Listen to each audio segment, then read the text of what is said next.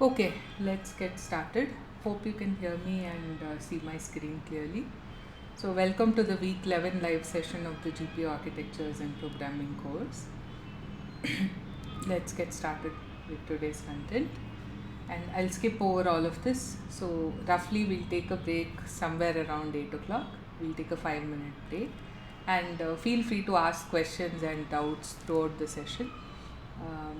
I'll pause also separately for questions since we have one more live session left after this.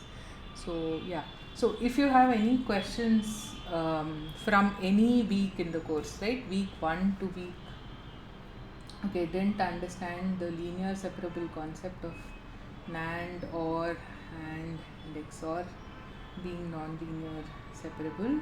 Also, why does adding a non-linearity in the perceptron by way of adding activation functions help in modeling neural networks? Okay, I got your question. I think some of this is explained in the course, although I don't know if I have all of the slides today. So, but I'll definitely, if it's not possible to address this today, I'll definitely take it up in the week 12 live session, right? I'll try to do it at the end of this session itself, but if not, we'll do it in week 12. And yeah, as I was saying, we have one more live session left, so this would be kind of the last opportunity for you to get your doubts clarified live. You can always ask. Yeah, I understand that. I'll give you clearer examples that help you understand it more easily. That's not a problem. We'll definitely discuss it. But if you guys have questions from anywhere else, right, feel free to put them on the chat. It doesn't matter if they're 4 or 5 also. I'll make sure to pick them up and address them by next week's lecture, because that's the last opportunity for you to get it clarified live. You can still ask on the discussion forum, but it's in a written format, right? This is always a little more interactive and makes it a little easier to understand. So I'll pause a minute here itself in case you have questions or doubts from anywhere, any assignment, any week's course content, certain topics that are not clear. And then we'll get started if you have no other questions.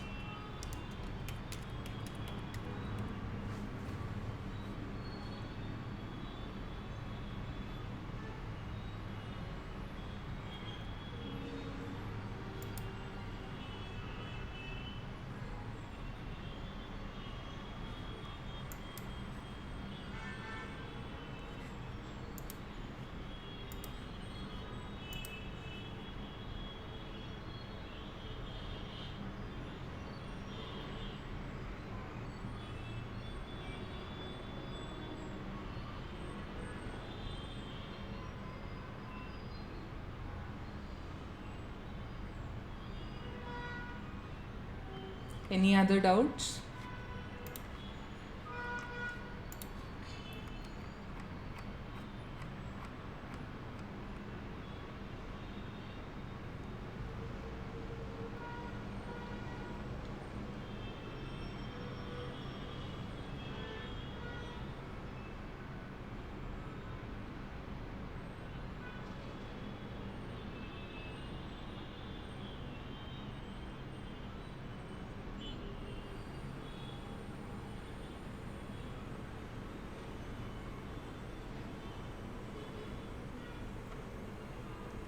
Okay, if not, let's get started. I will pause one more time towards the end, but make sure you ask your questions, right?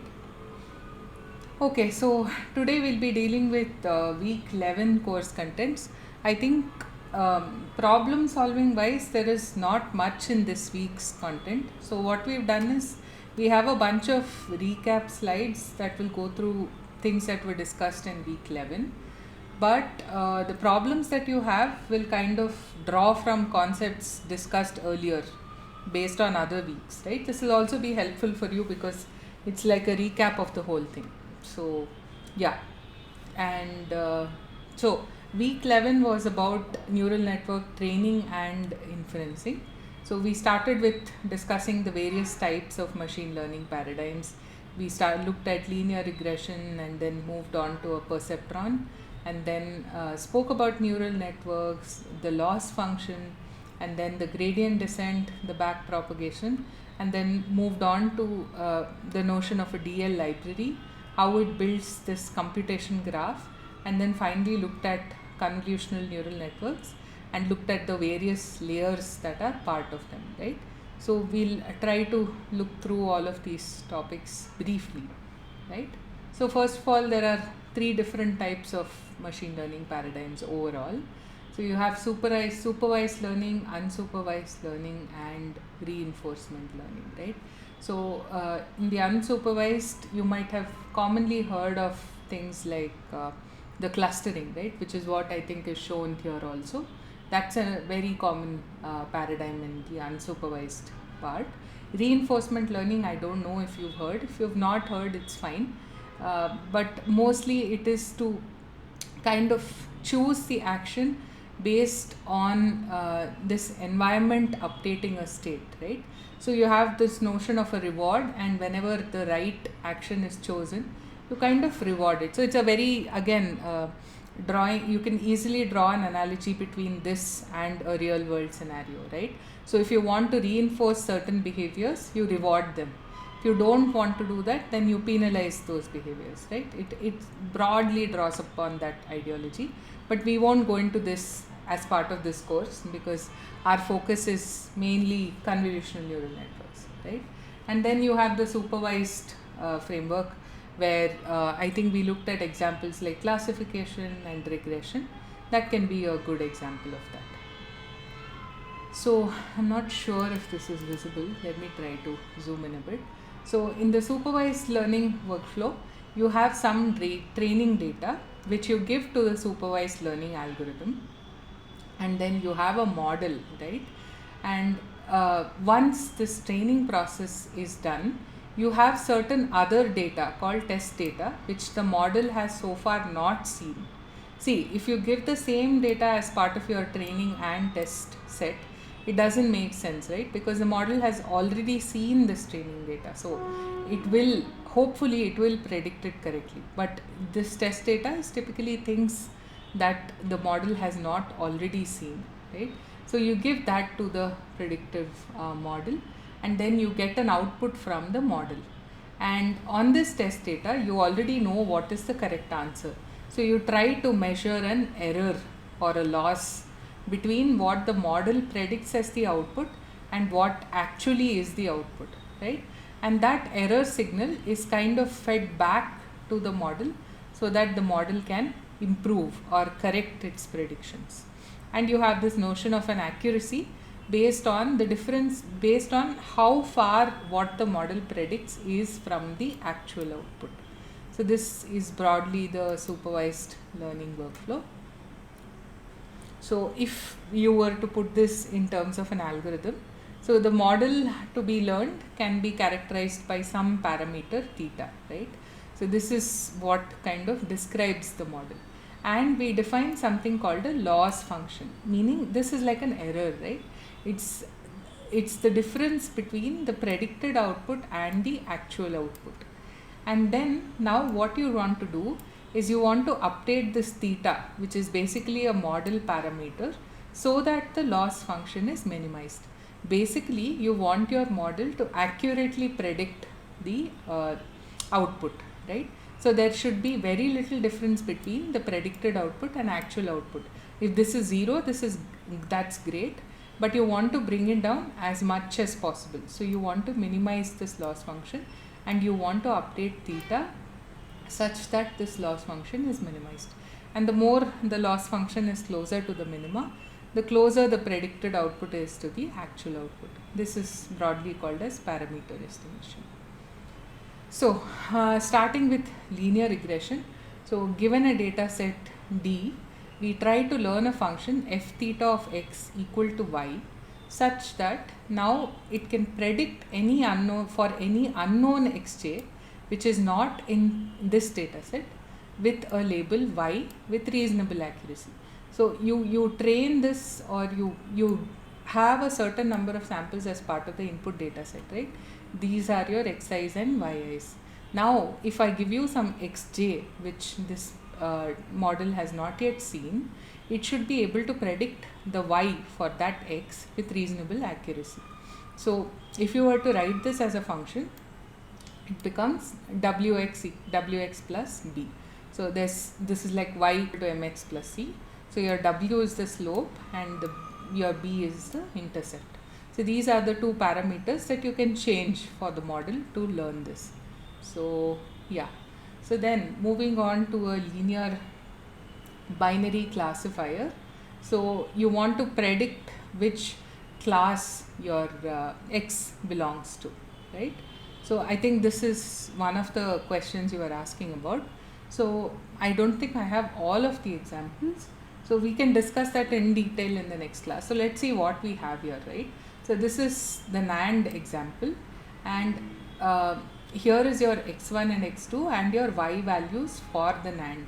So it's 1 in all cases except the 1 case, right? Now if I wanted to if I draw this, right, this is what the graph looks like. And now the question that was asked in class, I think, is linear regression, or this kind of a model, fx equal to wx plus b, assumes that there is a linear relationship between x and f of x, or x and y, right? So the fundamental question you need to ask yourself with this is, if I have a relationship that is non-linear, then how do I model it using something like this? Can you really model that, right? And therefore I think we came up with some of these examples, and we were looking at whether this is linear or non-linear. So looking at this, can you tell me if this is linear or non-linear? Can you write NAND as y equal to ax plus b, where your x's are the inputs?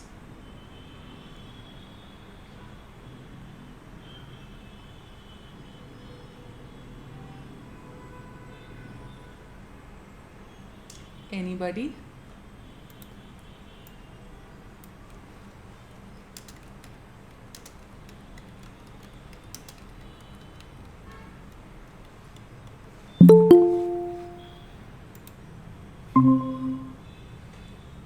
Right. So we have one answer which says yes, because we can it can be represented as an equation of a straight line. Sure, but did we have examples in class where it was not linearly separable? Maybe we did, maybe we didn't. I'm not sure.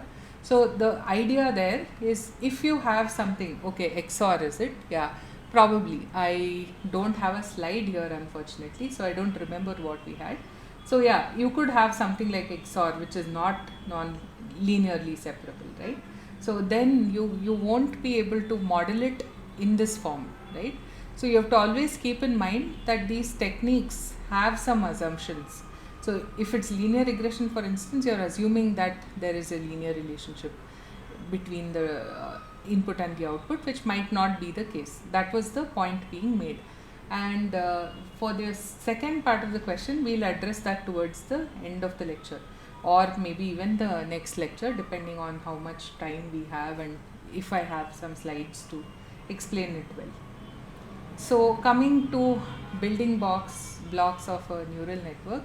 So this is what a perceptron looks like. So we start very small, right? We start with a simple couple of layers neural network, and then we go all the way to a convolutional neural network, which has multiple layers. So now here you have two inputs, the yellow nodes, which are x1 and x2, and this gray node is a neuron. So the edges from these inputs to the neurons, or synapses, a lot of this terminology comes from actual neurons, right, in the brain. So but we can just refer to them as edges, going by graph terminology. These edges have weights. Now if you have to describe the incoming value to the neuron, which you can see here as f, that would just be summation of wi xi, basically summation of w1 x1 plus w2 x2. But the output coming out of this neuron has some activation function which is non-linear. Now this can be a variety of functions, which we'll see in the next slide, but typically non-linear functions, activation functions, are used. So you take this incoming value f and you pass it through this non-linear activation function sigma, and the output that you get is sigma of f. So a few common activation functions that are used are sigmoid, hyperbolic tangent or tan h, and rectified linear unit, which is called ReLU, right? And you can see how each of these look. So ReLU is just max of 0 comma x, whereas sigmoid is 1 by 1 plus e power minus x, and so on. So these are some commonly used activation functions. Now extending our perceptron to a multi-layer perceptron. So here you have 3 of them, and this is your input and this is your output. So you have connections like this, right? So each of these edges have their own weights, and you have outputs. So these inputs are also some variables. So here your x1 is R spent studying, x2 is R spent programming. The output space is probability that you will pass, and probability that you will fail, right? And again you have activations here, and it's pretty much what we learnt for the one perceptron, right? You kind of multiply the weights by the inputs, then you apply the activation function and so on. And this was a classification case where you have two distinctive classes that are your outputs, whereas in the regression case, it's the output is percentage of marks scored, right? It's a continuous variable. That's typically the difference between classification and regression. Classification maps to discrete classes. It may be 2 or it may be 3, it may be 10. Regression is usually used for a continuous variable, right? Where your marks can range anywhere from 0 to 100 or something like that. Your inputs, and again you have a hidden layer and then the output layer. So I think this is fairly easy to understand. Any other doubts still here?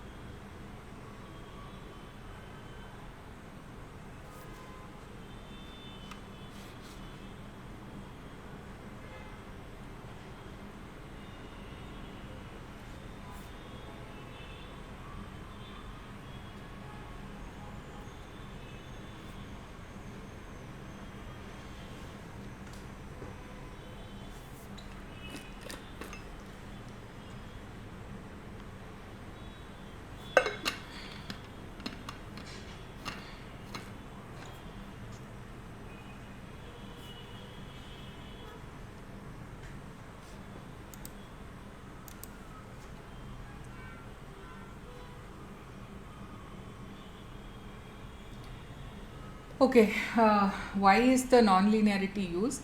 I think it's broadly, right, it is used to kind of model the relationship between inputs and outputs. The other way you can think about it, right, if you have linear activations, if everything in the network is linear, you can actually, let's say I have layer 1, layer 2, layer 3, layer 4, something like this. If all of them are linear, you can actually rewrite this whole thing as one single operation. That's just by using basic mathematical properties of linearity. This kind of stacking of layers is needed only because of the nonlinearity. So that's kind of one reason I can think of. You add these nonlinearities to better represent the relationship between the inputs and the outputs, and the whole concept of a neural network kind of falls apart if you have only linear activations and everything is linear, right? So in that sense, this will kind of come to just one single layer. But the reality is that data is not like this, right? Data is not going to be linearly separable most of the time. So unless you have something in the network to model that nonlinearity between in data, then your network cannot accurately represent the relationship between the inputs and the outputs.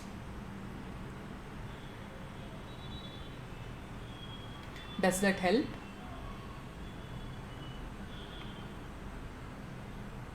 Okay. So I think this was your earlier question also. So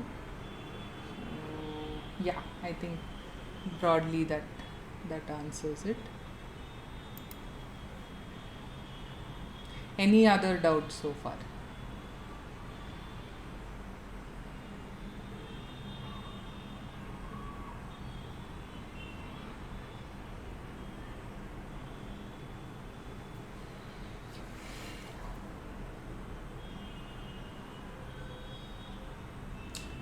Yeah. So you're better able to model the relationship between the input and the output, right? So if you have linear data, then you can model it as a linear network. And I'm saying you don't even need 10 layers, right? Because if you have 10 linear layers, you can simply, by using properties of linearity, rewrite it as one single layer. And that would be enough, because it's ultimately going to be ax plus b. because data is non-linear, you have this complicated structure of multiple layers also. So that can't be reduced so easily.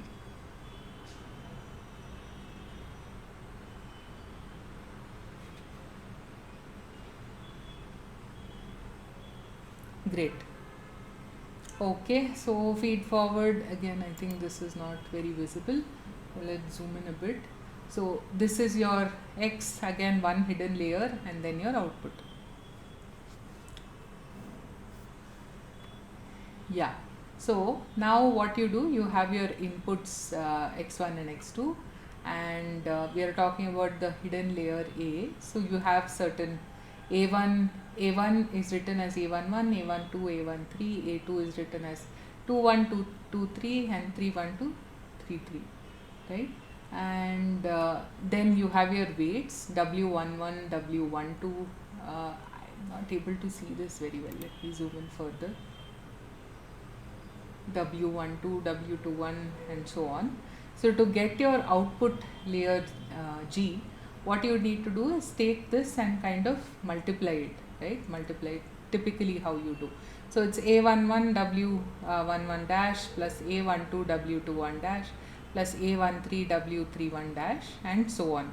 So this is your output layer G, which is basically the input here. And your output O would be applying some activation function. We'll say that is sigma for now, and it will be applying the activation function on this whole thing. So that's about it. I think it's fairly simple to understand. Let's move forward. Yeah, so if another way of expressing this is, let's say this is Z, right? This is the input to this neuron, this layer rather. So Z is x into W. X is your input, W is the weight matrix.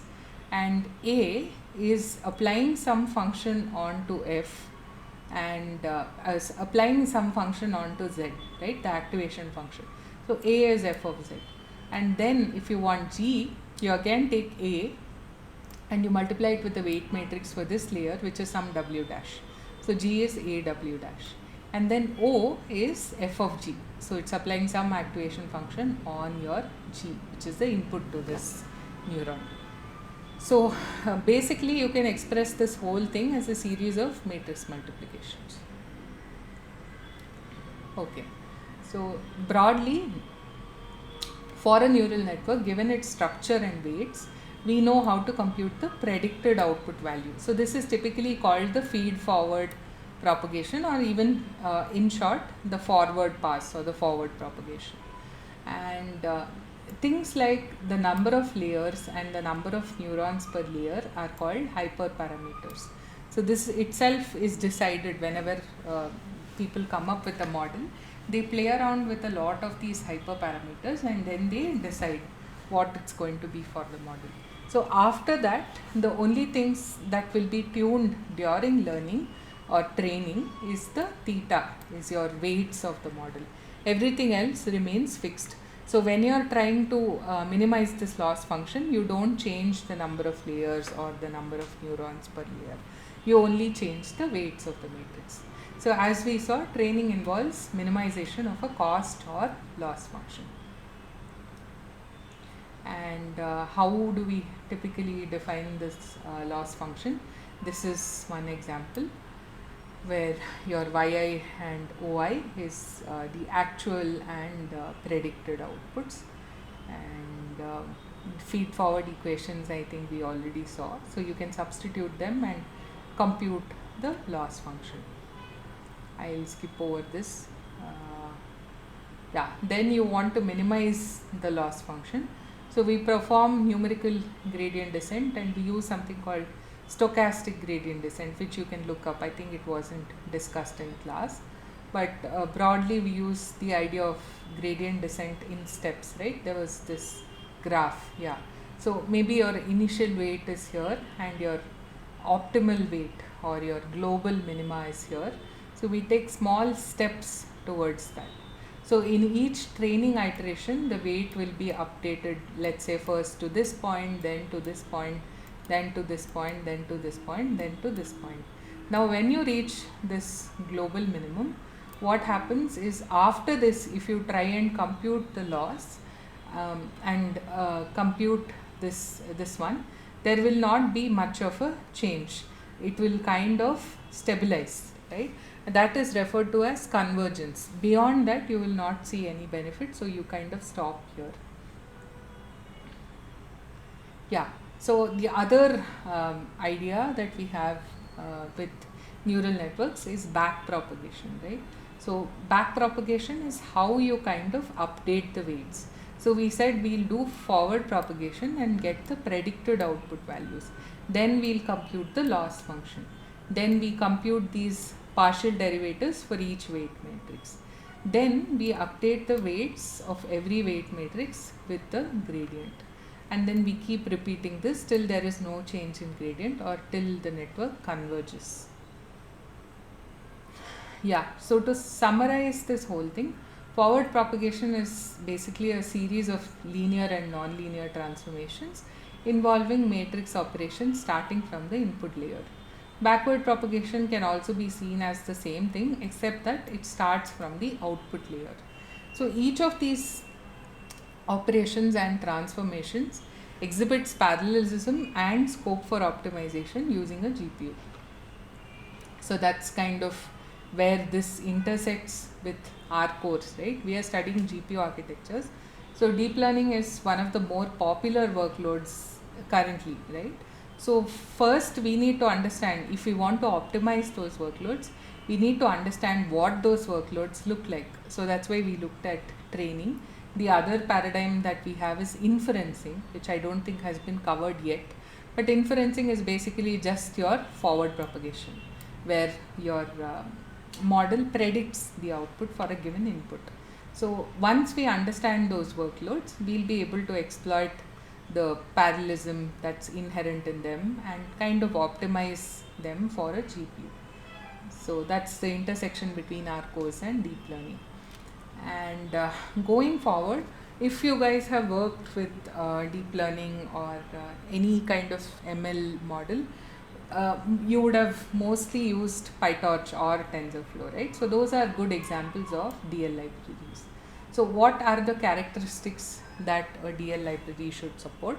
So it should have constructs for specifying a network. So if you use PyTorch, for instance, you'll see PyTorch has an NN module kind of thing, right? Where you're able to add various layers, saying NN.linear, NN.conv2D for your convolution, for your fully connected, so on, right? So the basic criteria that a DL library should support is you should be able to specify. So here is one toy network that we saw. Let me zoom out a bit. Yeah, here's one toy network that we saw, right? So if I wanted to run this, first of all, using a framework, I should be able to specify it. Any user should be able to specify any network using a DL library. But again, observe, if you use TensorFlow or PyTorch, notice these constructs that the libraries give you, right? Many times you will see that the layers themselves are already implemented by the library. Like PyTorch would have already implemented the convolution layer. It just allows you to specify that you are using a convolution layer. So think about why certain things are that way, right? Why is it abstracted from the user? One reason you could immediately come up with is it's easier. If I had to write an entire convolution layer code in PyTorch from scratch, it would take me a lot longer to specify this 3-layer network, right? But if PyTorch already implemented the convolution layer and gave me just an API saying conv2D brackets define maybe stride size, maybe padding, maybe something else, then as a developer it makes your life a lot easier. So think about those things. Then the other thing the DL library should do is it should have efficient routines for forward pass, back prop and gradient computation. So you'll again see functions like dot forward, dot backward, things like that, right? And it should have API calls that you can use for training and testing, and it should have parallel support for parallel and distributed processing. So let's say I have I have a model that does not fit in memory of one GPU, right? So this is my GPU 1, this is my GPU 2. Now, if my model does not fit into GPU 1 alone, what I can do is break up this model. Let's say this is layers 1 to 5 and this is 6 to 20. So I can partition this model such that 1 to 5 runs on GPU 1 and 6 to 20 runs on GPU 2. So this is one form of distributed processing. The other form of distributed processing, so this is called model parallel. The other form of distributed processing that I can do is, in this case, my model fits entirely onto one GPU. But what I can do is, let's say I have 1000 data samples, right? 1000 images. Maybe I give 500 images to this GPU, 500 images to this GPU, and I run the same model across both of them. This is another form of distributed processing, which is called data parallel, right? So framework should support such things, which enables you to kind of scale from one GPU to multiple GPUs. This is not strictly part of the course, but it's good for you to know. So TensorFlow, and then finally, TensorFlow and Theano internally use a computational graph abstraction for encoding a neural network. So let's see what that is. But before that, do you have any more questions? Because like I said, we don't have any problems which test your knowledge of these questions. So if you have any doubts on these concepts, feel free to ask. So after the recap, we'll just do some general questions based on previous week's concepts.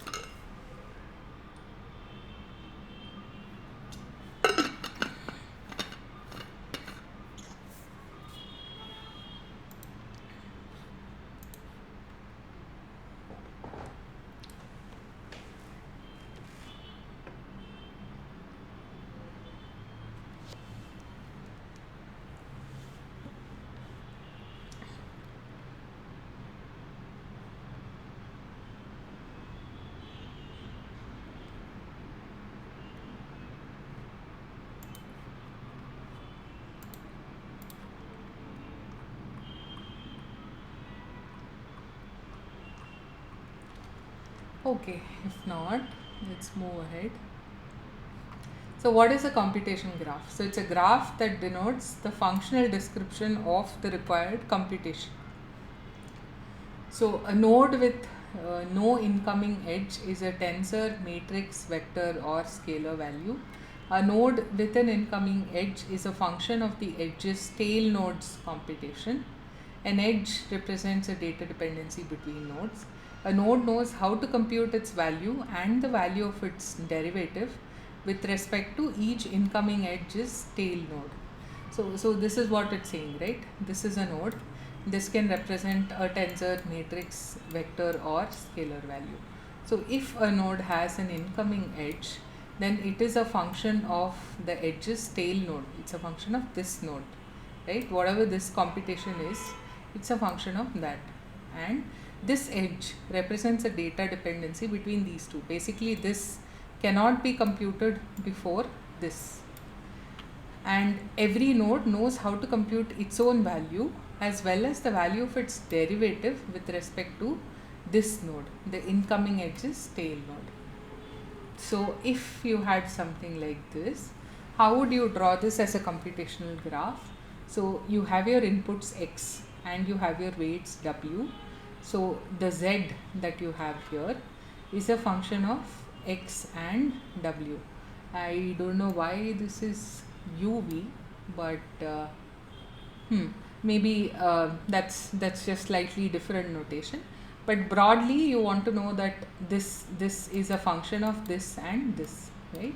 And it can be simply written as a matrix multiplication of the two.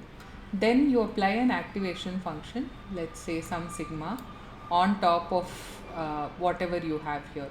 So here you have z. Ideally, it should be sigma of z, a equal to sigma of z. This is slightly different notation, but that's fine. We'll understand the concepts and move on. So after that a, you come here. There is a function g which takes this as its input and a second weight matrix, which is your w prime that's here, and it multiplies the two, right? Then you have another activation function O, which is some sigma on top of the output of this, right? That's all this is. So it's just representing this as a computation graph. While this is the network architecture itself, this is a more compact and clear representation in terms of data dependence, right? For instance, you know that G depends on both A and W dash, and similarly you know Z depends on X and W. So it's very clear from here as to what depends on what and how the gradient computation needs to go on. For instance, Z needs to compute gradient with respect to W, gradient with respect to X. So now again revisiting the terms forward computation.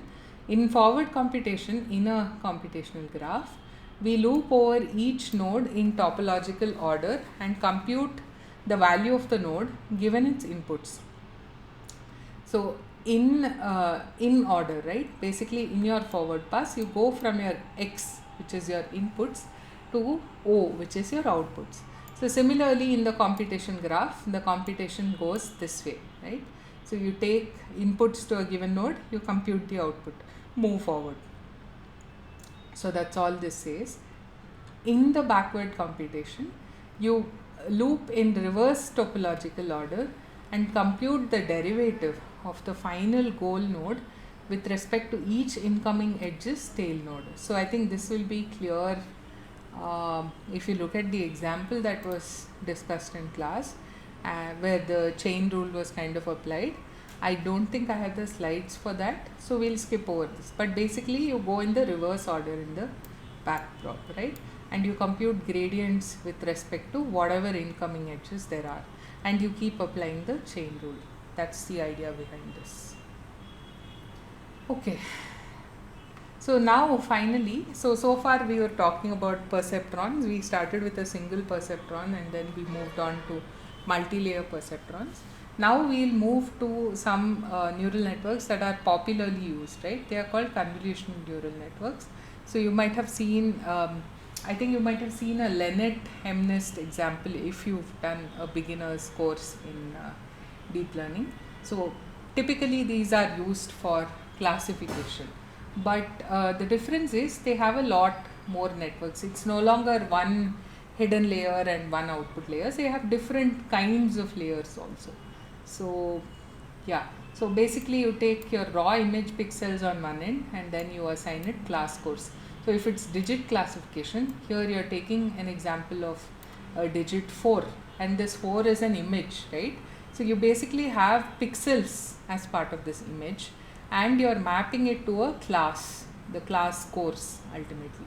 So you might have 0 to 9 and you might have some scores for each of these classes, right? So if it's 4, you expect the class 4 to have the highest scores. This is how this works.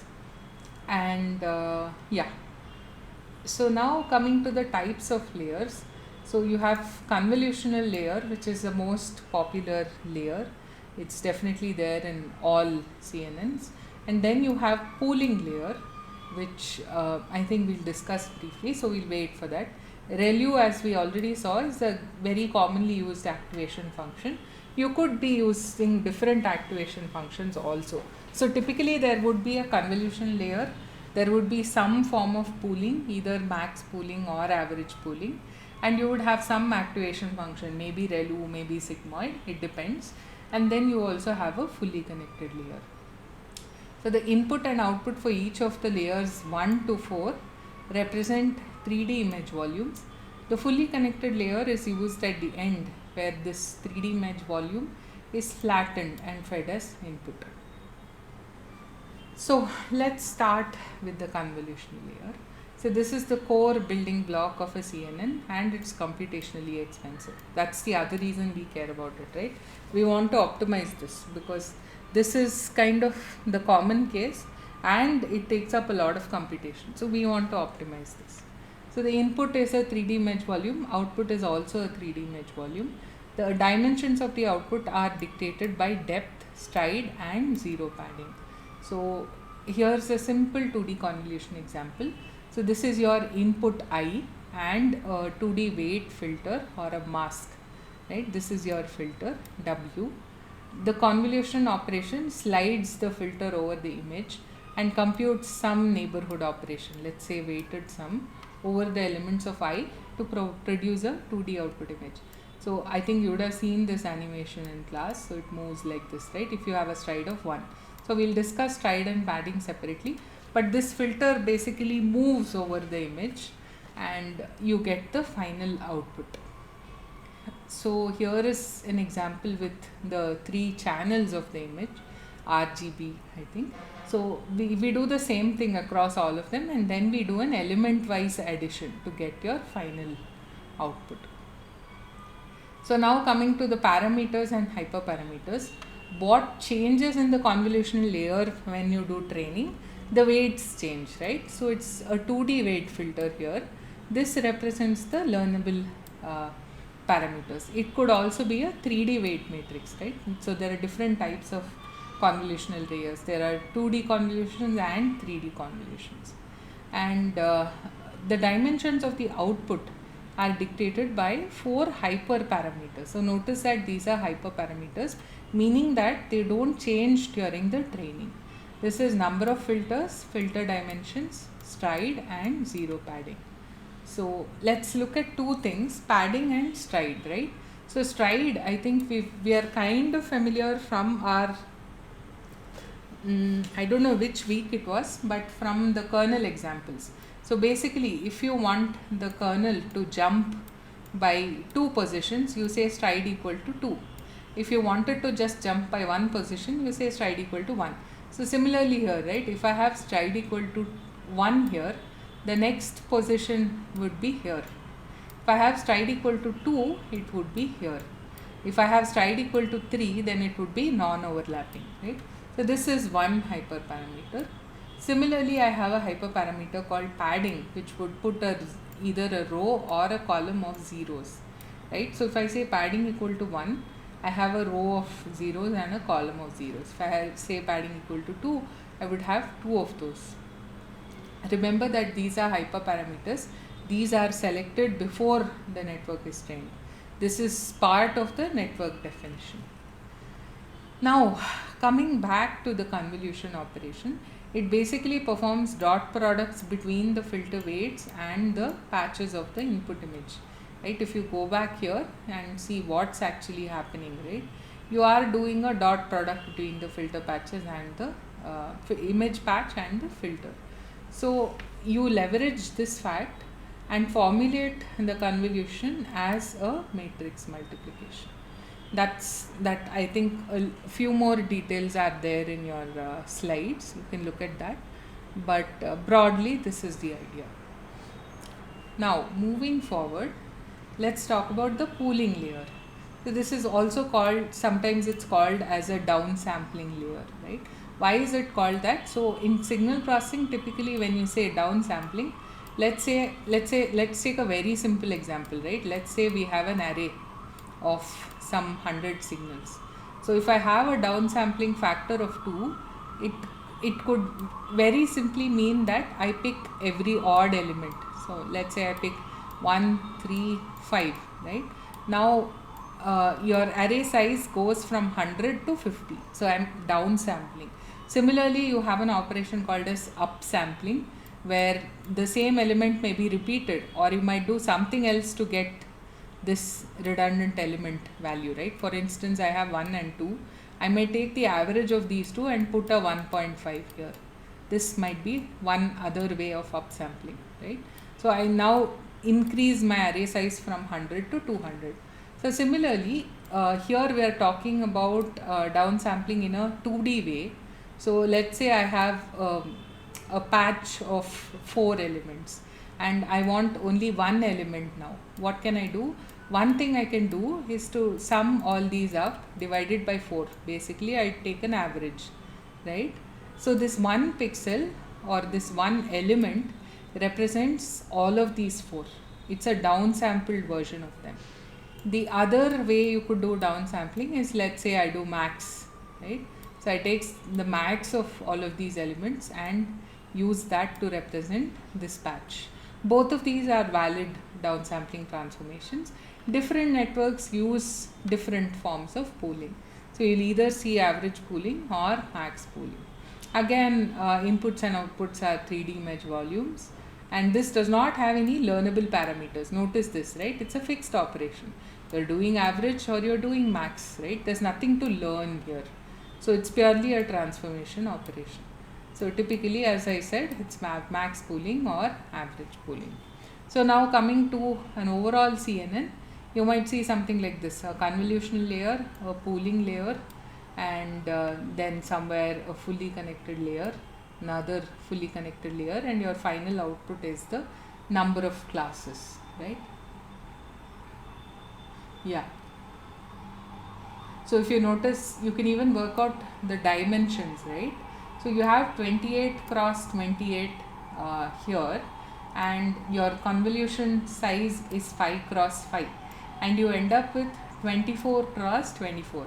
So you can try and work out, let's say I have a 28 cross 28 image and my filter size is 5 cross 5. What would the stride be to get this 24 cross 24? You can work out the math of these things. That will help you clearly understand what is stride, what is padding. And similarly, you have 24 cross 24 here. I do a pooling of 2 cross 2, and notice that the output size becomes 12 cross 12. So again, you can work that out, right? This will kind of help you clearly understand the concepts of these layers. Okay, with that we come to an end of the recap. So I'll pause here for a whole minute. If you have any questions, feel free to ask.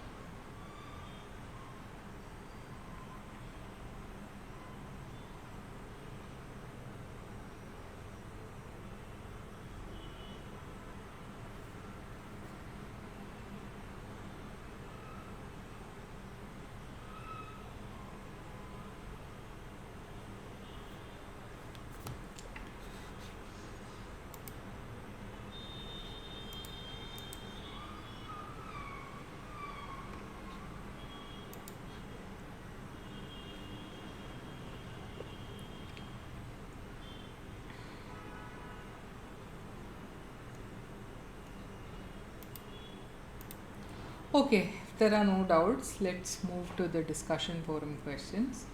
So I think this was asked about the subjective assignment. I could not get what is the use of H mate output 2 matrix given in the skeleton, as there is no subsequent use of it in the complete code and also in the problem statement. Kindly clarify if I'm missing something. So the answer given was, yeah, you don't have to use this H mate output 2 and you can ignore it. There is no significance of it. I think that is pretty straightforward. The next question is whether the subjective assignment will also be considered for the final evaluation, and this person said they're getting some error. So the answer received was not all assignments will be considered for evaluation. It will be the best 8 out of 12, right? And which 8 those are, that I don't know. That was not mentioned in the answer, but hopefully this is clear. Yeah, so with that we are done with the discussion forum questions. So I think this is a logical point to take a break. So what we'll do is take a 5-minute break now. So it's 7:56. We'll resume at 8:01 and we'll solve the problems. Okay, see you in 5 minutes. I'll stay on the call. We'll resume at 8:01.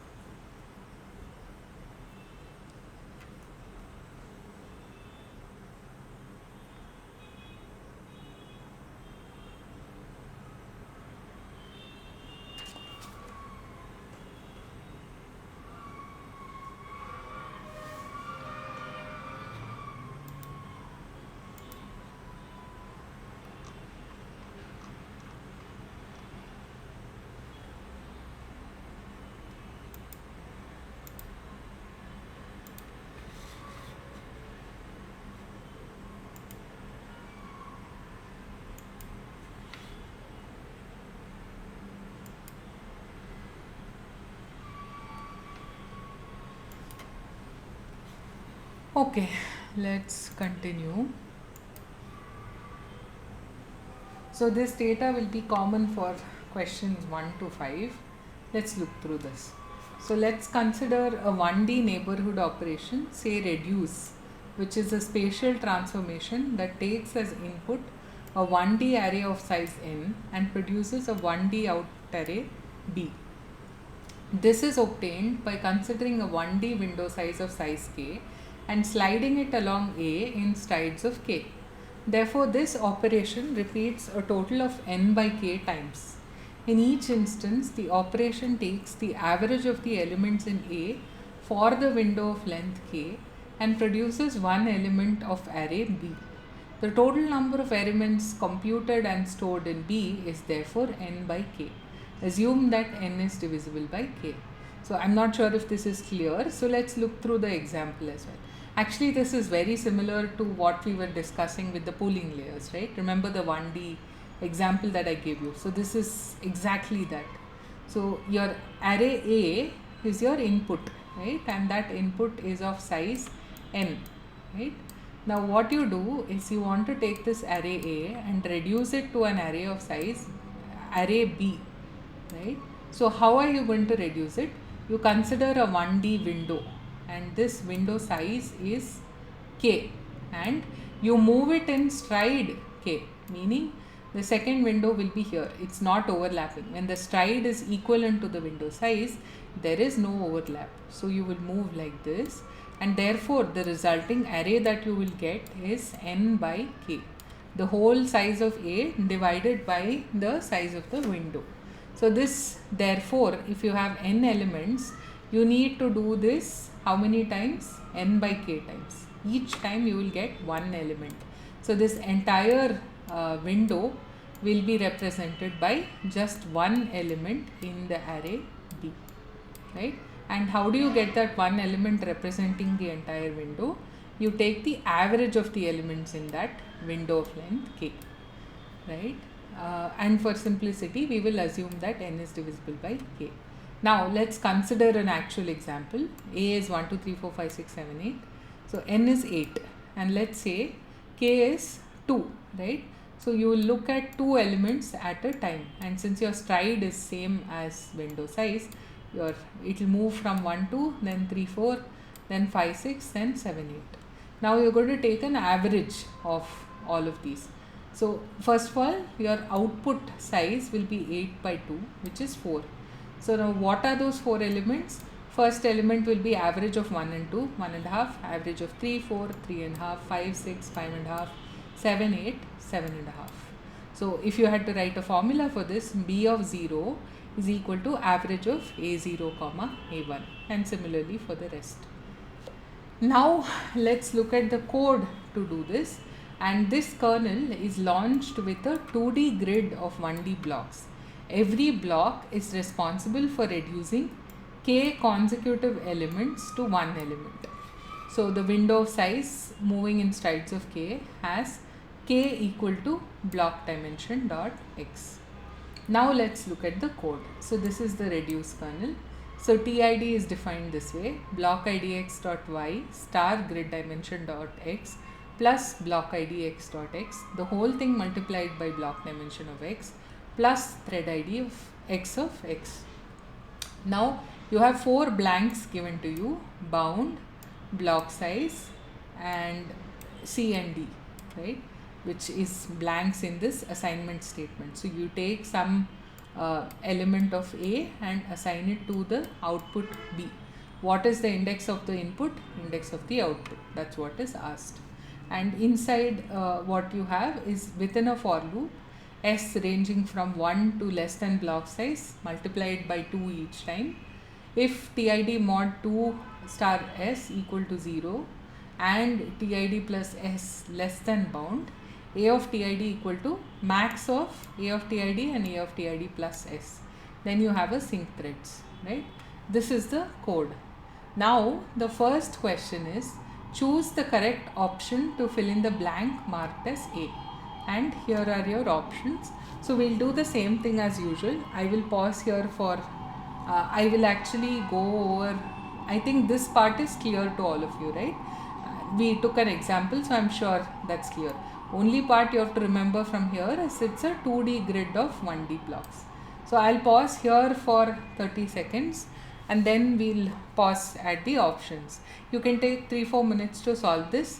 So I think this uses concepts from your kernel and data mapping, week 4 or 5, one of those. So I think you can solve this on your own. Just try to recollect those concepts.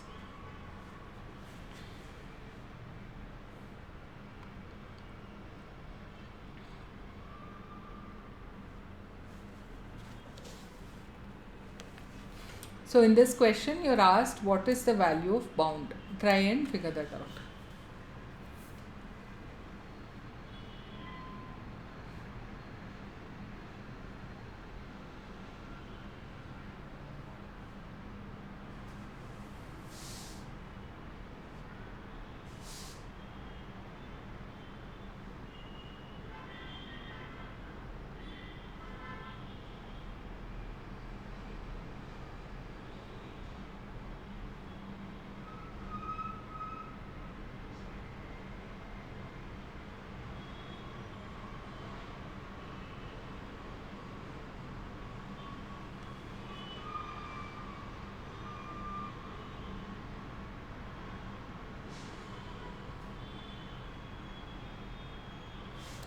We'll now pause at the options and you can let me know when you have an answer.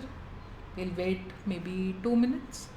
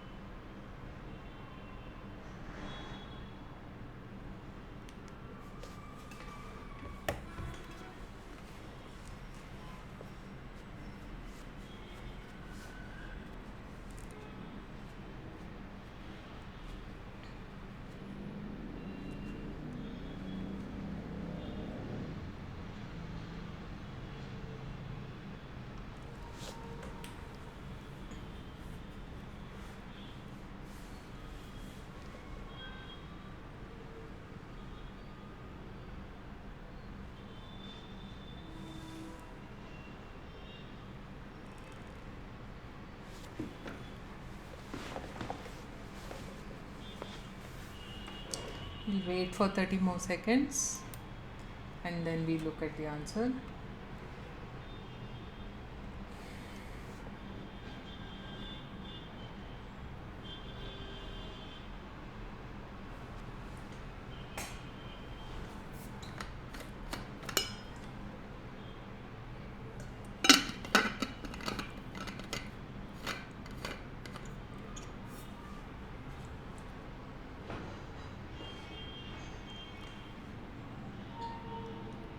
Okay, so the answer is B, 1 plus block id x dot y star grid dimension dot x plus block id x dot x star block dimension dot x, right? So if this is not clear to you or you're kind of confused, go back and look at the week 4 course contents where we had actually discussed how you do this mapping, especially for a 2D case, right? So this is a 2-dimensional grid with 1-dimensional blocks. So this part of the term will actually give you the block ID, right? And you add 1 to that because it starts from 0. So this will give you the block ID, and then you multiply that by block dimension dot x, which is basically your number of threads. So that overall will give you the bounds for the array. Basically your TID plus S should be less than bound, right? Otherwise you might end up accessing a value of an index of A that is out of bounds, right? You should only be accessing this A of TID plus S from your input array, which has a certain size. So you are trying to figure out what is that maximum size. So how you do that is to multiply, is to get the block ID and then multiply that by the block dimension dot x, right? That will give you the answer. Again, if this is very confusing, you have to go revisit your calculations of all those variables in both 2D and 3D, right? In class, I think we had done only the 3D examples, but I think someone had asked me for a 2D version of it. So I think in week 5 or week 6, I explicitly showed you the calculation for the 2D case as well. So you can look at the live session slides and you'll be able to find it. But this entire set of questions 1 to 5 looks at the same thing, how well you understand the mapping of thread ID, block ID, thread number, etc. Right? So if you don't remember it, this is a good time to go and revise it. So remember the diagram where we had an entire grid. This is the 2-dimensional case and we had blocks within that grid, and there were formulae to calculate the block ID. So this was 0, 1, 2, 3 and we were calculating the block ID, and then in this case the thread ID would be also calculated using the block dimension dot x and y. The difference here is that there is no block dimension of y, right? So that part of the formula you can just set it to 0 and then just solve this part, right? So it should be fairly straightforward once you go through that. If you still don't understand this, ask me in the next session, we can go through it. But I think it's time for you to kind of solve some of these on your own, because no matter how many I solve and illustrate in a live session, ultimately you have to assimilate those concepts and solve it by yourself, right? So this week onwards, we will you'll try and solve it by yourself and then come back and ask me if you have doubts. That's why I don't have a detailed solution slide. I thought it was fairly obvious, but anyway, that's fine. If you don't understand it, spend some time and effort on it, and if you still don't understand it, ask me in the next class. And ask me specifically whatever you found difficult, right? To calculate block ID or what it was that was difficult about this. Moving on. So the next one is what is the blank marked as B. So the blank marked as B was block size equal to dash. So I'm sure you've looked at the code by now. So here are your options for B. So this is a very simple one, right? You're just asked for block size. And this is a one-dimensional block. So think, what is it?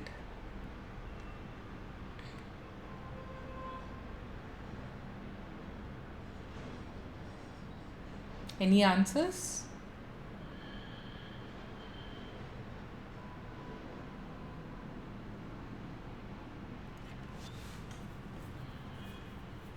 Yes, it's very obvious. It is block dimension dot x, because there is no y. There is just an x component, right? You're told that it is 1D blocks. Yeah, that's correct. So let's move to the next question. So fill in the blank marked as C. So now this you'll have to pay a little more attention to. So okay, what is the doubt? If it will be 2D, then you can try and work that out. What would the block size be? Again, it's a formula that I think we worked out in class, and you can also work it out, right? So it will be a factor of thread ID, block ID, and things like that. So coming to question 3, right? What is the blank marked as C? So the C is basically assigning it to this index, right? You read the A value and you assign it to the index C of B. What is that index? So basically you have your filter, it's going to read certain elements. It's going to do, okay, one inconsistency in the question, if you noticed, I don't know if you did. So the question talks about averaging, right? Whereas the code actually talks about max of these two elements. So that's something, but they're all valid reduction operations, so that's fine. So whatever the reduction operation is, so it does that, and you will have your new array, right, B, where the reduction operation applied across a certain number of elements is now just this one element. So what is this index of B that you need to put this into? That's your question. So think about this for 2 minutes. Let me know when you have an answer.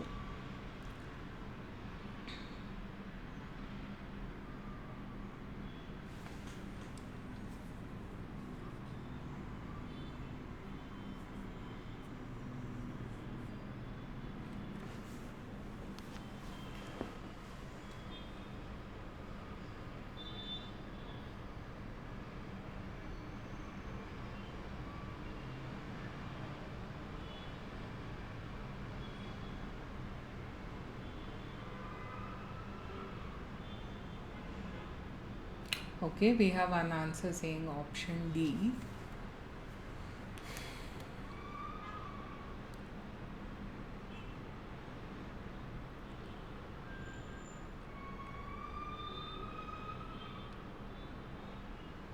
Anyone else?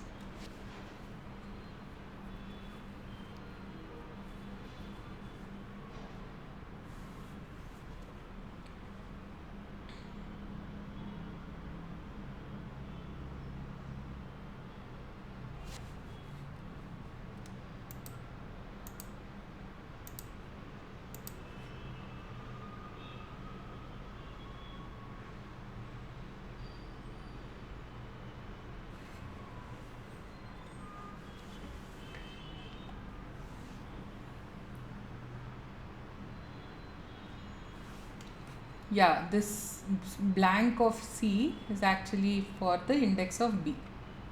So your option is C. Okay, so we have two answers. Let's look at the answer. It is C.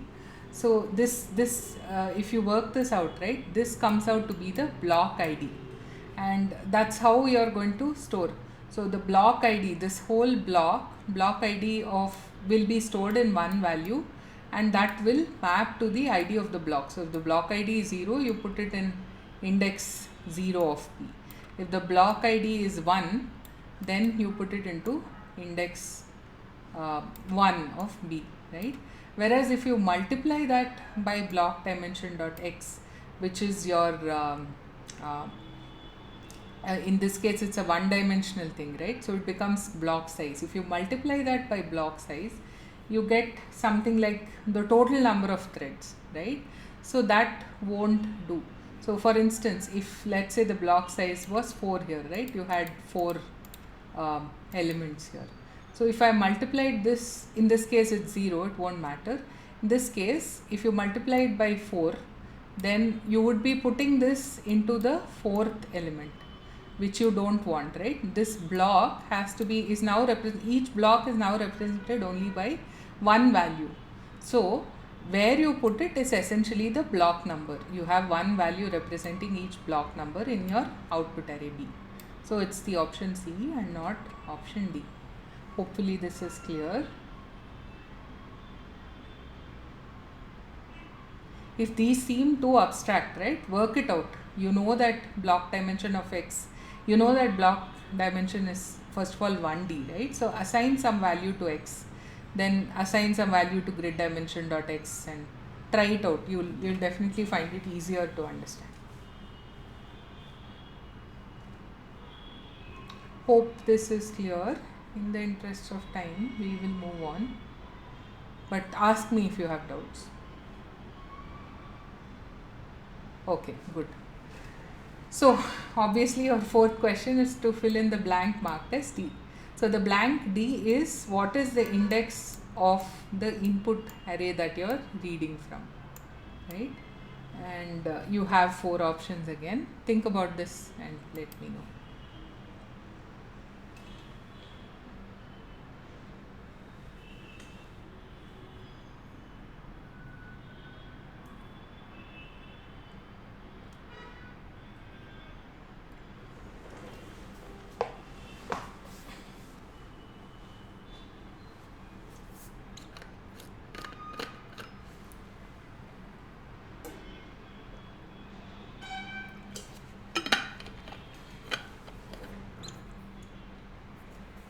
Option D means total number of threads. Yeah, I think so, right? Because you only have block dimension dot x here. So this is kind of like your global thread ID calculation.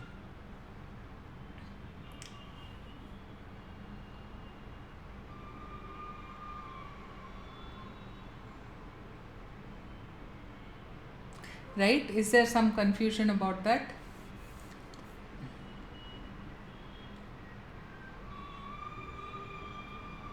Okay.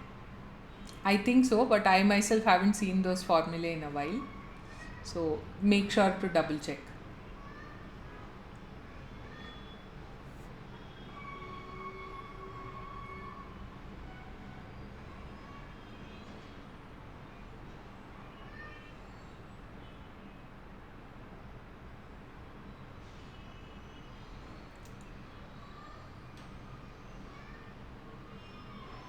Huh. So one correction I can think of, it's not total number of threads as such, it's number of threads for that block, right?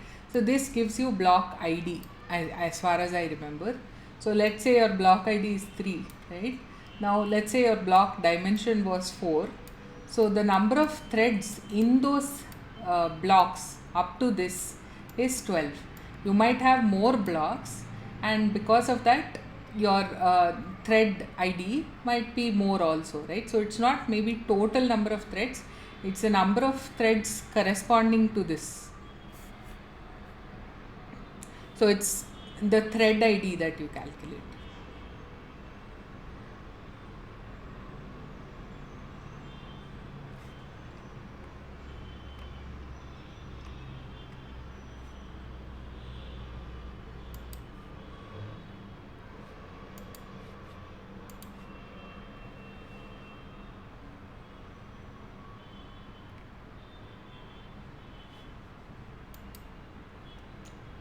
Thread ID for a block. Yeah, it's not within a block though, it's global.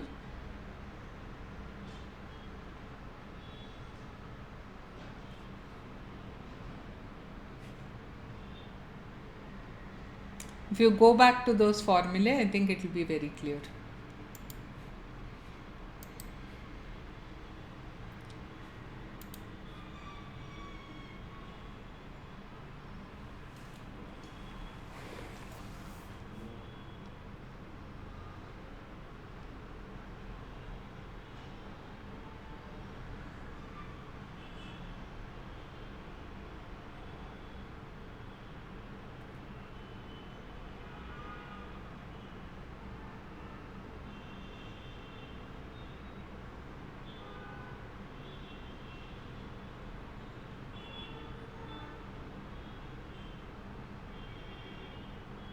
Any answers for this one?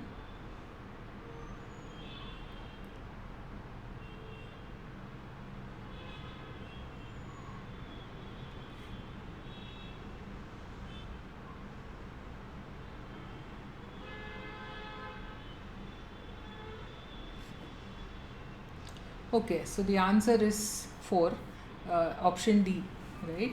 Which was basically, so in the previous question we saw that this is the block ID, right? And you multiply that by the block dimension of x. So going back to the same example, so here, right, we are assigning values from each of these blocks to the block in to one element in B. So last time when we did that, we said that this would be just the block ID. So if you're talking about block 0, you put it in B0. But now if I'm talking about block 2, where do I get this element from, right? So that would be here. So you have to account for the number of threads for these two blocks. So how do you do that? You do block idx dot y into grid dimension dot x plus block idx of x, because remember that you have a two-dimensional grid, right? So this will give you the block ID, this part, right? And if the block ID is 2, right? So that 2 into block dimension dot x. We said block dimension dot x is 4 here. So 2 into 4 would give you 8. So now you are trying to access the 8th element, which is correct, right? 0, 1, 2, 3 are for this block, 4, 5, 6, 7 are for this block.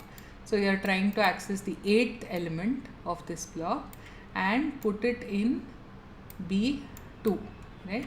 Which is correct. So that's what this calculation tries to do. So it takes the block ID, multiplies it by the block dimension dot x to account for that many threads in the block, right? You have to read at that offset. You can't read consecutive elements, and because this is still elements of the same block, you have to read correspondingly at an offset for that many blocks and then put it into your B array. So that's why this is option D. Is that clear?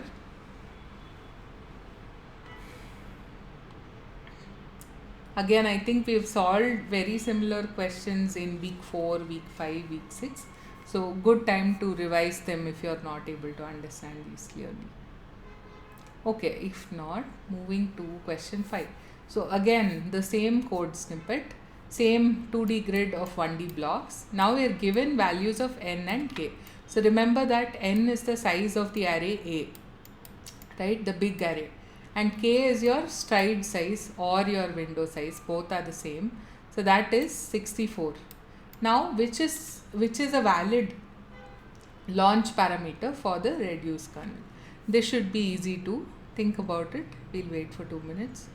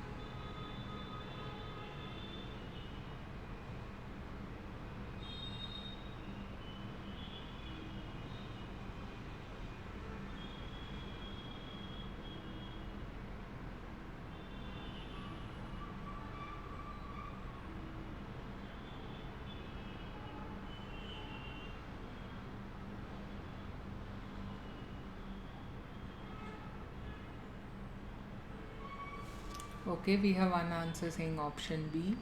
Anyone else?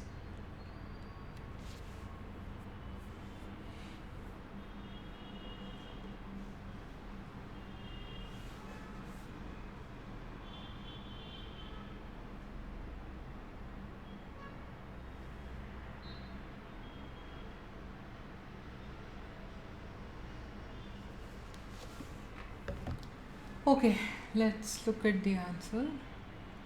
Yes, it is option B. So the first thing you can try to do to get to a quick answer is see if there are any options that violate this 2D grid of 1D blocks. Unfortunately, all of them are 1D blocks and 2D grids, so you can't get away with that. So now you look at N and you look at K, right? So K is equal to 64. And so one more thing you need to check is the product of these two should give you 4096. So 64 into 64, 2 power 6 into 2 power 6, which is 2 power 12, which comes out to this, right? So that can be one quick way of getting to the options. I don't know if the others also do that. I hope not. But if not, you will need to try and figure out the K. Using K, you'll need to figure out the number of threads also, and then come back to the block size, right? This should be easy. Any doubts here?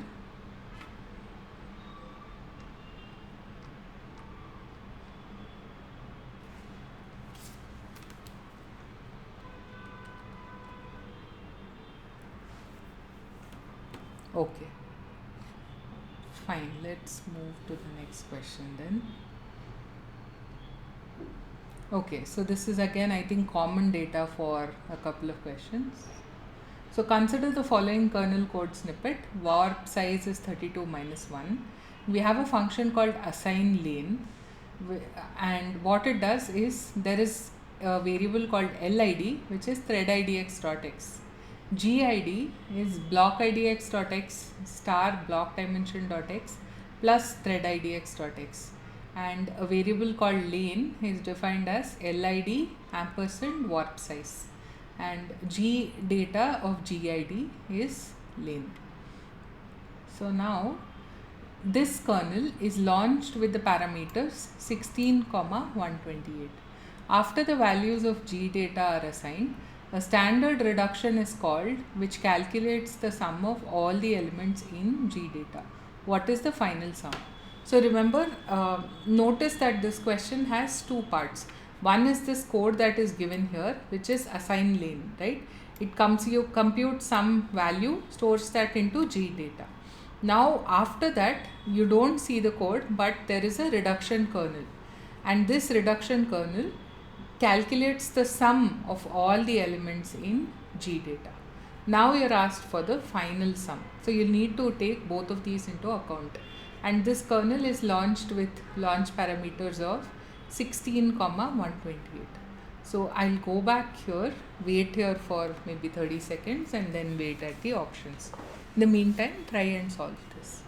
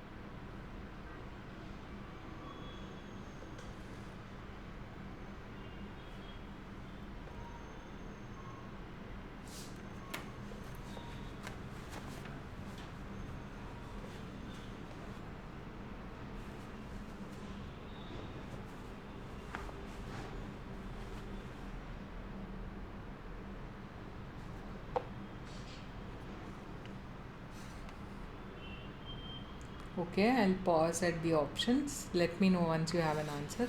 If not, we'll discuss it after 2 minutes.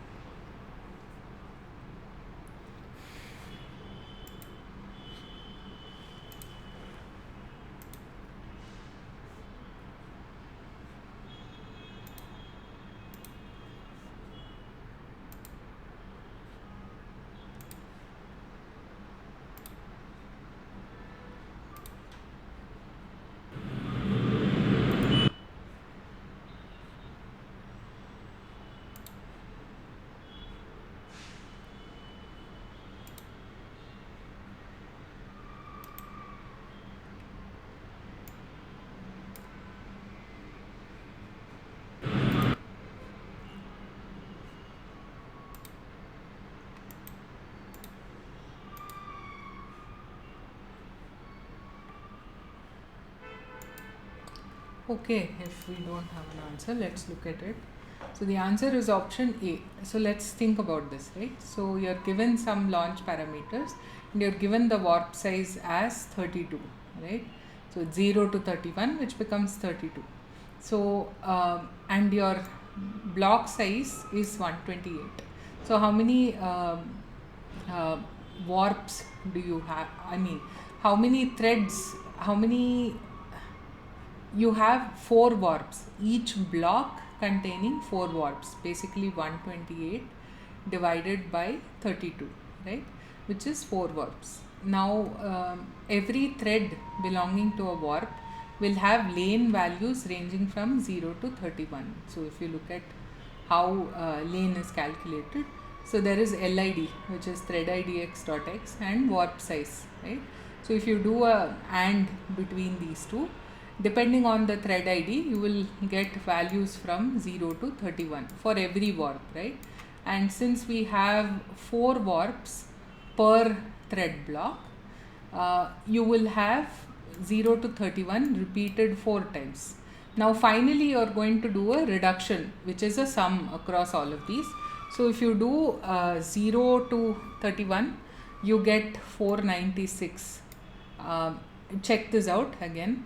And then you have 4 warps, so 496 into 4 would be for a block, and then you have 16 as your number of blocks, so you need to do 16 into this 496 into 4, and that should give you your 31,744. Verify that also. There might be mistakes in many of these things, right? So it's always good for you to verify, but this is how you work it out. The logic will remain unchanged. Hope this is clear. So the one part is figuring out how this G data is populated, right? That is straightforward. Once you are given the warp size, you can figure out LID, GID and lane, right? And then you get to know what is G data. The second part is the reduction. So you are going to add up all the elements that you get, and that will give you the final sum. This entire array is reduced to this one value basically. Okay, I am hoping that is clear.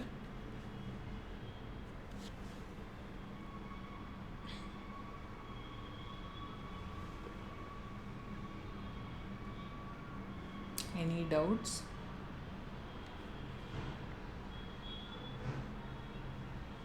If not, let's move to the next question.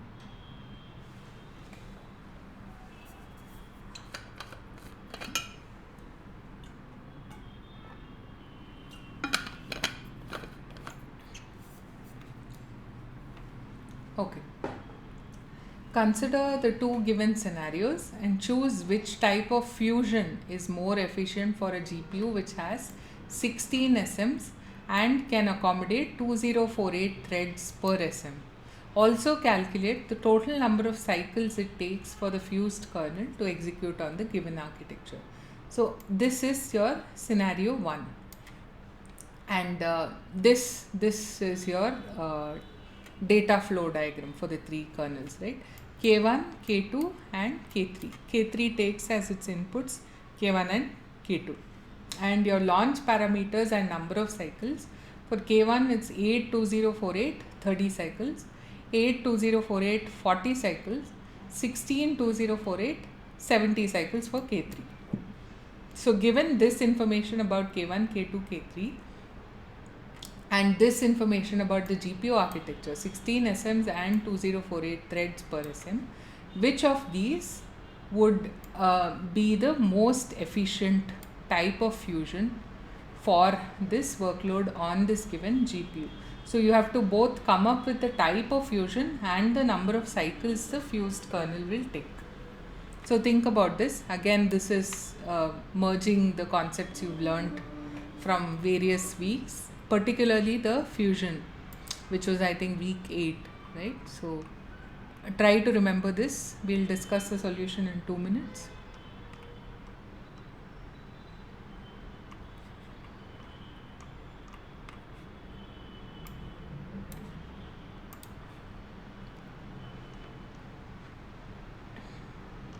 try and remember what inner thread fusion looked like, what inner block fusion looked like, what inter block fusion looked like.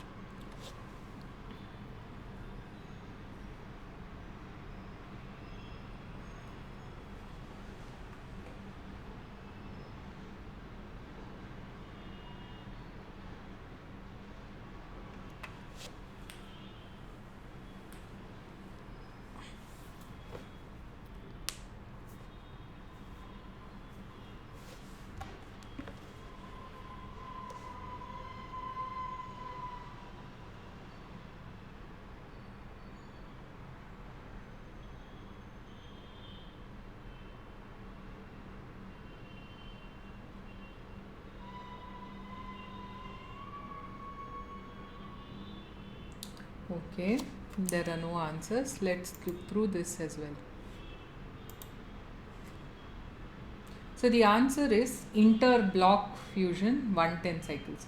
So first of all, notice that you only have these two in the options, right? Inner thread and inter-block. So try to remember what each of these means, right? So in inner thread, what happens is you have the same number of threads, but they will be doing the work of two kernels. So first of all, notice that K1 and K2 are the ones that have no dependence, right? So they can execute concurrently. So no matter what kind of fusion you do, K3 will not be able to execute at the same time as K1 and K2 because it takes the outputs of K1 and K2 to execute, right? The only optimizations you can do are with K1 and K2. So let's say I do inner thread fusion, right? So one thread is now going to do the work of K1 and then do the work of K2. So what happens from a cycles perspective? So the work for K1 takes 30 cycles, the work for K2 takes 40 cycles. By doing inner thread fusion, this time will not change. I'm going to take 30 cycles for this, 40 cycles for this. That together adds up to 70.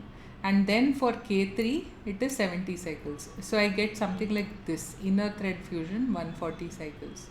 And also, is this an optimal way of using the GPU? Because now I have 2048, which will not change, right? But if I use 2048, remember that each SM can accommodate at most 2048 threads. Now I have 8 such blocks. So now each thread is doing extra work, but I'm not changing the number of threads, right? I'm keeping the number of threads the same. I'm keeping the number of blocks also the same. So I'm only going to use 8 of the 16 SMs. So 50% is unused. So that's also not very efficient. So this is one answer we get. Now let's try the inter-block fusion, right? So do you remember what is inter-block fusion? If not, it's basically some blocks do the work of kernel 1 and some blocks do the work of kernel 2. So your thread size will be the max of the two, which in this case is the same. But the block size of the fused kernel will be 8 plus 8, 16. So your fused kernel will now have 16, 2048. So let's say the first 8 blocks will do the work of kernel 1 and the second set of blocks will do the work of kernel 2, right? Now you notice that you have 16 blocks. So you are going to occupy all 16 SMs and these blocks run in parallel, right? So now this takes 30 cycles, this takes 40 cycles, but what you're going to take for the fused kernel is going to be max of 30 plus 40 because both are running in parallel. So the one that is the slowest will be your total time for these two. So that will be 40. And then you can't do anything about K3, so K3 is going to take the same 70 cycles. So 40 plus 70 is 110. So among these two paradigms, inner thread and interblock is the more optimal one, and notice that it takes fewer number of cycles as well. It reduces to 110 cycles. Is this clear?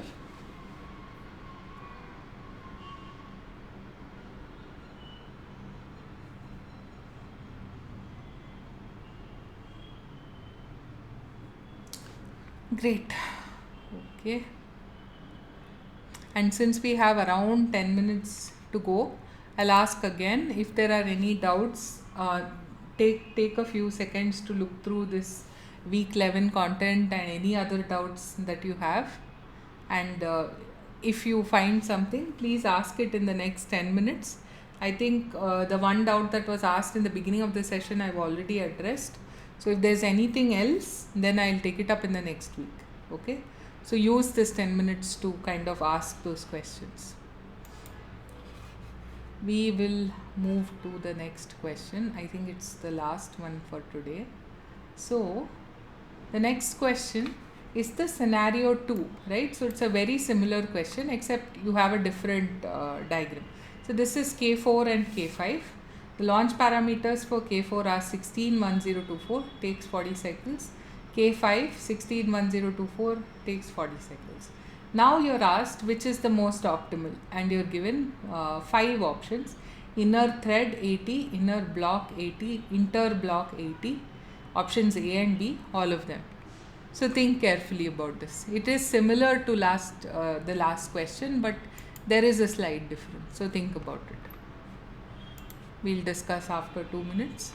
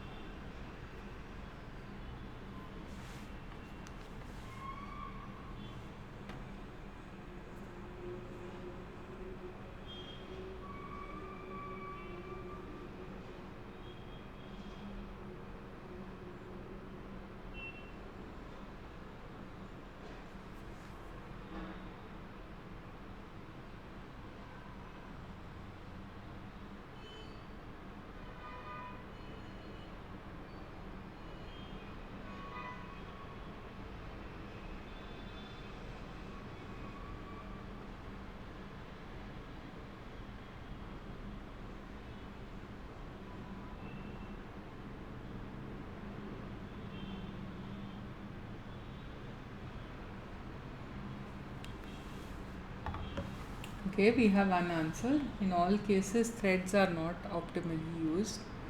That may be true.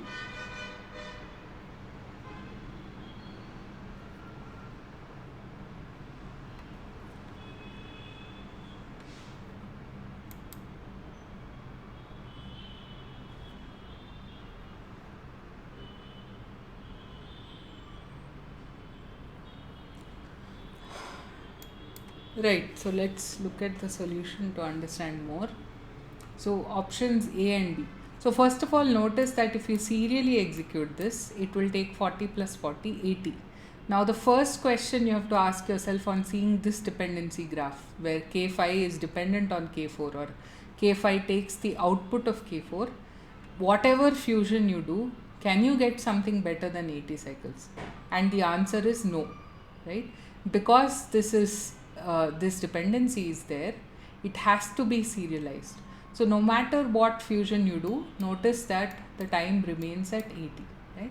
So that's the first thing you need to remember. So if the options have something that's non-80, you can quickly eliminate that. Now after this, coming to the different types, right? So you have inner thread, you have inner block, you have inter block, and you have all of them and A and B. So let's see why it can't be all of them, why it has to be A and B, right? So whatever you do, if you do, let's say you do inner thread fusion, where you have one thread doing K4's work and then K5's work, it's still going to take you 40 plus 40. And if you do inner block fusion, it's still going to be the same 40 plus 40. Now, why can't you do inter block? Basically, here what we are saying is there are 32 blocks and 16 of them are going to do K4 and 16 of them are going to do K5. That's all fine, but CUDA as a language doesn't allow you to synchronize across blocks. It basically tells you that whatever blocks you have are going to be launched in parallel, right? So if you have a dependence between these two kernels, then these blocks cannot be launched in parallel. And you as a programmer have no control over synchronizing across blocks. You simply don't have the option to do that, right? So inter-block fusion becomes infeasible in this scenario, basically because of this dependency. Therefore, you can do inner block or inner thread, and that's at best what you can do.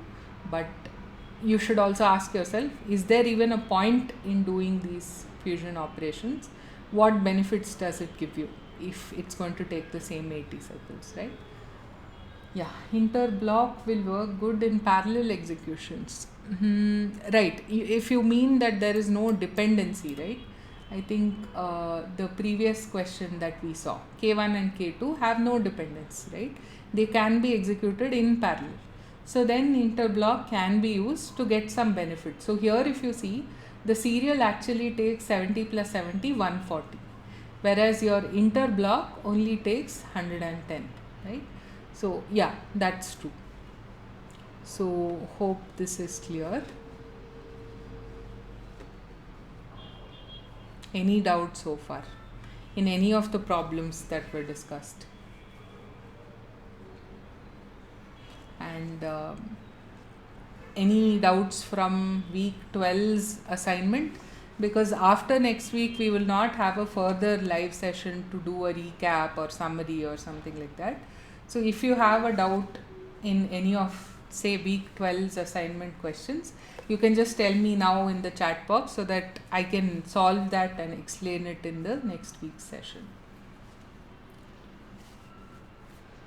And whatever other discussion forum questions are also asked in this week, I will also cover them in the next week. So if you have any requests for certain topics to be covered next week, you can put that in the chat box. We'll wait one more minute and then wrap up today's session. If you have no doubts or questions, you can feel free to drop off the call. Thank you so much for joining and hope this was useful. Some more time for problem discussion. Sure, that's possible. I think we started off with that model, right, where the recap was 20 minutes or so. And then I started seeing around week 5 or week 6 where we started doing all of this memory fusion, memory coalescing and things like that, I got very few answers to the questions. So, and I think when I asked why that was, most people said they didn't understand the concepts that were covered in class. So then I kind of moved to a model where the recap is around 45 minutes to 1 hour, so that at least you guys understand the concepts and then we solve the problems. I see. Okay. That's not an issue.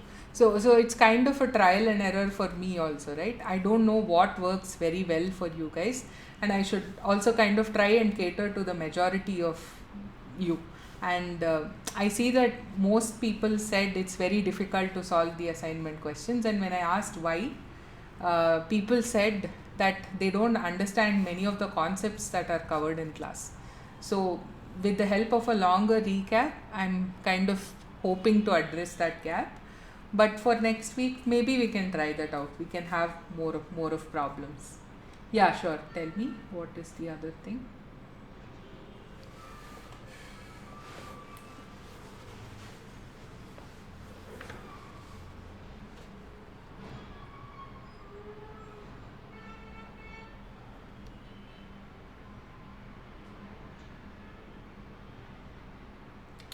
Okay. Yeah, that might be the case. So when people teach the same subject from across multiple years, they kind of they are very familiar with it, right? So they might not have the same perspective that you have, and because of that perspective gap, certain things that you find confusing may not be addressed in the lecture. So I cannot comment on that, but yeah, I can help address that gap. Yeah, through the live sessions. I see. That's all right. You can pick it up. It just might require you to refer to different sources. That's kind of one of the ideas behind the live session, that people joining the NPTEL course might be from different backgrounds, right? And because you have only 12 weeks and a certain number of lectures, the lecturers might not be able to spend as much time on the basic concepts. They might assume that you know certain things and move very quickly, and because of this many people are unable to finish the course or get good scores in the course. So through the live session, it gives you an opportunity to actually ask the things that you don't understand, and then I will kind of help you understand those things. And also mention these things in the course feedback that is collected. It might not help you directly, but it will definitely help people who take the course in the next iteration, right? Because the team goes through this feedback and then tailors the course content accordingly. Okay, I think we've also reached the 1 hour mark.